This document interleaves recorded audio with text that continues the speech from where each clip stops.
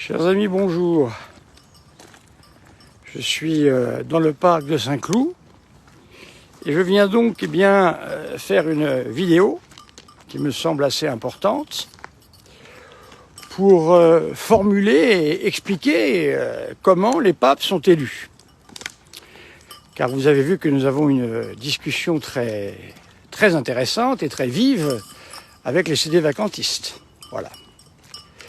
Eh bien, depuis que notre Seigneur Jésus-Christ a fondé son Église, avec les apôtres, avec le ministère de Saint-Pierre, pétrinien, eh bien, il y a eu ce que l'on appelle le dépôt de la foi apostolique. Ce dépôt est celui sur lequel repose l'Église catholique tout entière.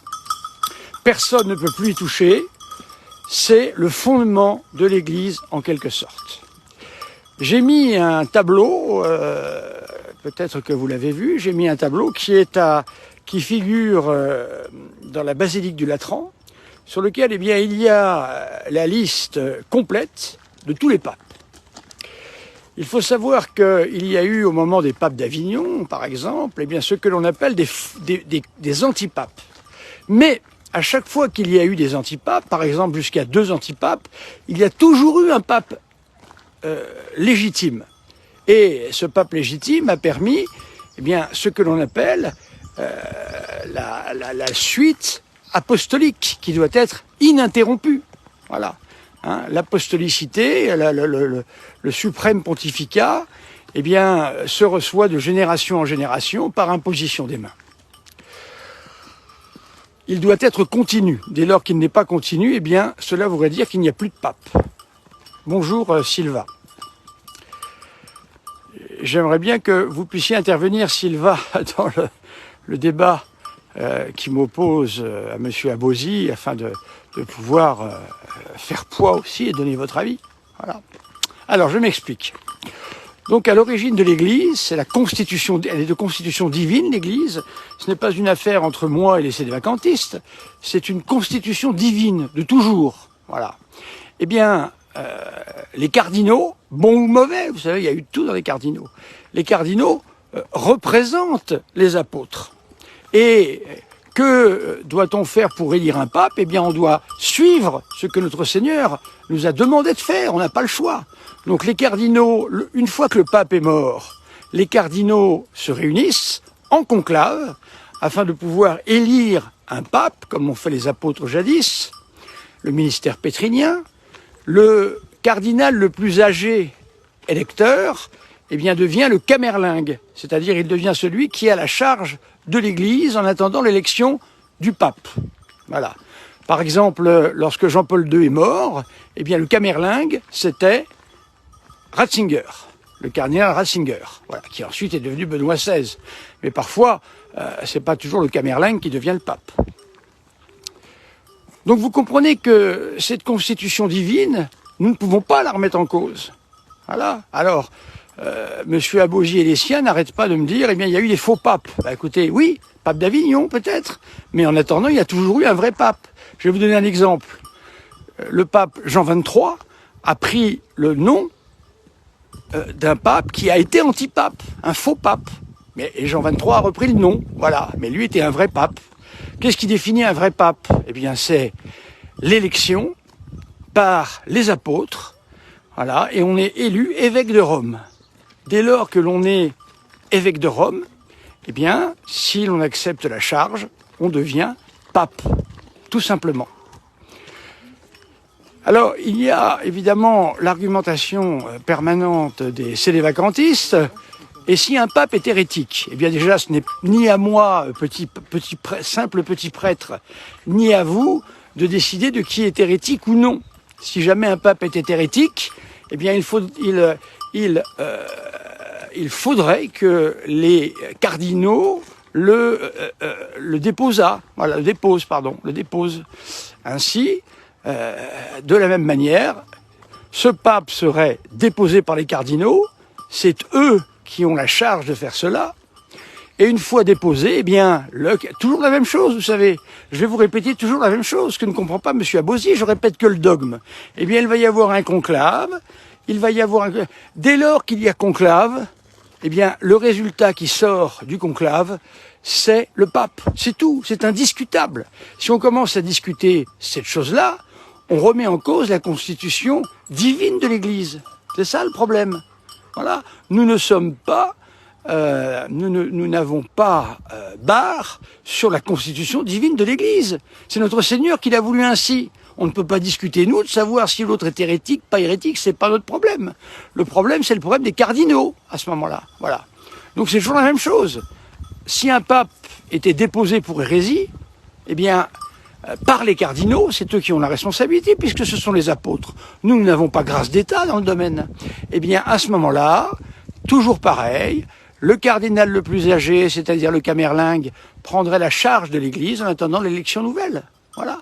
Et ainsi, le nouveau pape eh bien, viendrait s'inscrire dans la longue liste, plus de 200, je ne sais plus combien exactement, de papes qui se sont eh bien, les uns derrière les autres, eh bien, succédés par imposition des mains. Voilà. Et si jamais, eh bien, comme le disent les sédévacantistes, si jamais cela était vrai, ils disent qu'il n'y a plus de pape depuis Jean XXIII, inclus. Eh bien, cela voudrait dire que ça fait 60 ans qu'il n'y a plus de pape. Il n'y a pas de camerlingue depuis 60 ans non plus. Donc ça veut dire que la papauté a disparu, si je suis les sédévacantistes. Si la papauté a disparu, elle ne réapparaîtra plus jamais, puisqu'il y a eu rupture dans l'apostolicité. Là, je peux vous renvoyer eh bien, à tous les traités dogmatiques. Je crois même avoir cité un texte de Monseigneur Lefebvre qui dit la même chose. Voilà. On peut me citer, Maître Abosi me cite sans arrêt l'abbé Lucien, mais je connais très bien l'abbé Lucien, donc qui me cite les passages dans l'abbé Lucien qui nous intéressent. Il ne peut pas simplement me citer un livre. Moi, quand je cite un livre, eh bien, j'en donne les passages éclairants. On ne peut pas lire tous les livres. Vous voyez, comprenez? Ça, c'est très important à saisir. Donc, il faut qu'il y ait continuité, hein, il faut qu'il y ait continuité dans le ministère pétrinien, voilà, chez les papes. Voilà, donc ça c'est une objection majeure évidemment contre le sédévacantisme. Alors maintenant les sédévacantistes hurlent à la mort, oui mais ils sont hérétiques, déjà vous n'êtes pas cardinal déjà pour pouvoir vous prononcer sur la... Hein, le pape ne doit rendre compte qu'à Dieu seul normalement, hein, voilà, c'est comme ça. Eh bien, n'oubliez pas que selon la constitution divine, qui est résumé chez le cardinal Billot en particulier, où vous pouvez aller... C'est avant Vatican II, tout ça, donc ça devrait intéresser nos amis. Cardinal Billot, c'est le premier quart du XXe siècle. Voilà. Vous pouvez aller voir Goupil aussi, 1929. Voilà, il y a plein de traités là-dessus. Hein. Le DTC, 1930. Voilà, il y a plein de choses que l'on peut aller voir. Eh bien, un pape peut être considéré de 3 façons. Premièrement, en tant que personne privée, où elle peut dire des bêtises. Par exemple, ce qu'un pape dit sur les migrants, eh bien, on n'a absolument aucune obligation à le suivre. C'est sa pensée personnelle. Voilà, il s'exprime personnellement. Ensuite, deuxième possibilité, eh bien, le pape peut parler en tant que théologien privé. Ça peut arriver, voilà. Et il peut encore dire des bêtises. Voilà, c'est tout à fait possible, hein, que ce soit sur Luther ou je ne sais quoi. Ça n'engage pas l'Église, ça n'engage que lui. Voilà, c'est ça qu'il faut comprendre. Et enfin, la troisième partie, eh bien, c'est le véritable ministère pétrinien, qui est de conforter ses frères, mais on n'apporte pas de nouveauté. Hein. On conforte une doctrine qui a toujours été reçue. Vous voyez, moi je suis pas le pape, mais quand je donne des arguments contre les sédévacantistes, eh bien c'est d'une certaine manière, on conforte des vérités déjà reçues. Et on arrive à combattre cette nouvelle hérésie digne des cathares, hein, par une succession eh bien, de dogmes bien établis. Voilà, c'est cela qu'il faut comprendre. Donc, si un pape eh bien, dit des choses qui ne sont pas justes, eh bien, il faut immédiatement avoir le réflexe de se poser la question, parle-t-il en tant que personne privée, parle-t-il en tant que théologien privé? Voilà. Parce que pour s'exprimer en tant que pape, il faut avoir un minimum de formes. Et ces formes n'y sont pas pour le moment. Voyez-vous? Voilà, écoutez, j'espère que tout ce que je vous dis là remet les choses en place. Voilà. Parce que le sédévacantisme eh bien, est une hérésie extrêmement dangereuse. Voilà, vous voyez que là, nous discutons avec Monsieur Abosi. Peut-être que nous ferons un débat, peut-être que Monsieur Abosi acceptera un débat. Nous allons voir s'il serait d'accord pour ça. Voilà. Mais par contre, s'il y a débat, il faut des dogmes, bien sûr, sourcés, reçus, et pas n'importe quoi. Voilà, chers amis, tout à fait, Sylva. Prions, parce que nous n'avons pas, au jour du jugement particulier, après notre mort, qui se déroule tout de suite après notre mort, le bon Dieu ne nous demandera pas si Jean-Paul II ou je ne sais qui était un vrai pape ou un faux pape. Non. Il nous demandera déjà si nous sommes morts en état de grâce, première chose. Or, le sédévacantisme aujourd'hui, conduit à un péché, le péché du sacrilège, en quelque sorte. Le sacrilège par rapport à l'Église elle-même, en remettant en cause beaucoup de dogmes. Voilà, donc il faut le savoir. Donc quand nous serons au jugement particulier, nous devrons rendre compte de nos actions, voilà, de ce que nous avons fait, de nos œuvres, et certainement pas d'avoir remis en place le pape ou je ne sais qui, à moins d'être Sainte Jeanne d'Arc, voilà, elle s'est occupée du roi simplement, c'est le rôle des cardinaux, encore une fois. J'espère avoir été clair, n'hésitez pas pour toute question, n'hésitez pas, j'ai donné énormément de références, énormément, vous avez tout ce qu'il faut pour répondre aux hérésies des sédévacantistes, voilà, avec toutes les références que j'ai données, cela devrait suffire. Nous allons voir, mais je vais continuer à débattre tant qu'il le faudra avec Monsieur Abosi. Mais par contre, si je débat un jour avec lui, ce qui est possible, je veux, encore une fois, les dogmes, les références, pas simplement lisez tel livre, c'est pas recevable ça. Moi, quand je vous dis qu'il faut lire le livre du jésuite Goupil, qui date de 1929, voyez, donc bien avant Vatican II, c'est pour ça que ça devrait être recevable pour eux. Eh bien, c'est un livre de dogmatique. Voilà, on ne tergiverse pas avec autre chose. Alors le paradoxe, c'est que moi, je cite un livre de 1929 et Monsieur Abosi me cite l'abbé Lucien, qui est quelqu'un d'actuel. Voilà, chers amis, à bientôt. Je suis dans le parc de Saint-Cloud, voyez-vous. Je vais essayer de vous montrer un petit peu. Voilà, voyez-vous.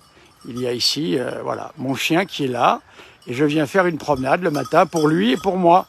Parce que quand on rentre dans des débats pareils, eh bien, il faut se laver la tête. Parce que c'est assez difficile. Voilà, donc priez pour moi. Priez pour moi afin que je sache garder la charité, parce que ça c'est très important. Quand on fait des débats comme ça, voyez-vous, on peut perdre la charité et penser qu'on a un véritable adversaire. Moi, je n'ai pas un adversaire en face de moi. J'ai des hommes qui sont, hélas, pour le moment, perdus. Mais j'espère qu'ils vont avoir l'humilité de revenir dans la barque de Pierre. Ensuite, souvenons-nous d'une chose, les grandes réformes dans l'Église n'ont jamais eu lieu à l'extérieur de l'Église. Les réformes ont lieu à l'intérieur de l'Église. La réforme protestante a eu lieu à l'extérieur de l'Église. Et elle n'a rien donné du tout, car ils n'ont pas les grâces voulues pour pouvoir réformer de l'extérieur. Voilà ce qui est important à retenir. Les Albigeois et autres cathares ont fait la même chose. Ils se sont placés comme des hommes justes, mais en fin de compte, eh bien, ils n'ont pas agi dans l'Église. Voilà, c'est ça qui est très important. Voilà, chers amis, et puis n'oubliez pas qu'à la fin, le cœur immaculé de Notre-Dame va triompher, et là, eh bien, tout pourra être possible, car l'Église est une institution divine, elle est entre les mains de notre Seigneur, pas entre les miens ni entre celles de Monsieur Abosi et ses copains.